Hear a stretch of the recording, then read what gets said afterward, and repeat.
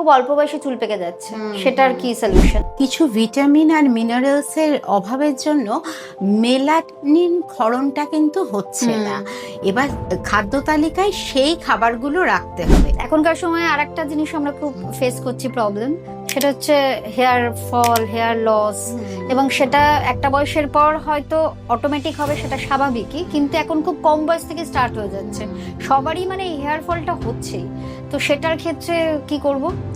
সেটার ক্ষেত্রে হচ্ছে মেয়েদের বিশেষ করে যাদের নখ বড় করব কিন্তু নখ ভেঙে যায়, তো তারা কি করবে? তাদের কিন্তু ওই শরীরে প্রোটিনের ঘাটতি। শরীরের মধ্যে প্রথমে যেটা চোখে পড়ে ভুঁড়ি, সেটা খুব অস্বস্তির কারণ, কেউই চাই না আমাদের ভুঁড়ি থাকুক।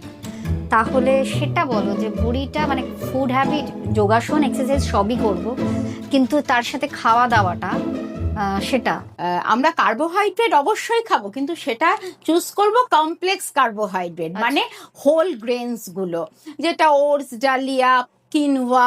হ্যাঁ, অবশ্যই ভাতও রাখতেই পারা যায়, কোনো অসুবিধা নেই, ভাত, রুটি, মিলেটস, কিন্তু সবই পরিমিত পরিমাণে। মানে আমি আর কখন খাচ্ছি। অনেকের ঘুমের সমস্যা থাকছে, তাহলে তারা সেটা কি করে সলভ করবে? তাদের কিন্তু দেখতে হবে তারা যেন ক্যাফিন যুক্ত পানীয়গুলো না খায়, যেমন চা, কফি, এগুলো চা একদম বাদ। কিন্তু অনেকেরই সমস্যাটা থাকে, একটা হজমের গন্ডগোল, একটা সমস্যা, তাদের কি মেনটেন করা উচিত? যে এটাকে মানতে পারবে তার কাছে আর কোনো সমস্যাই নেই।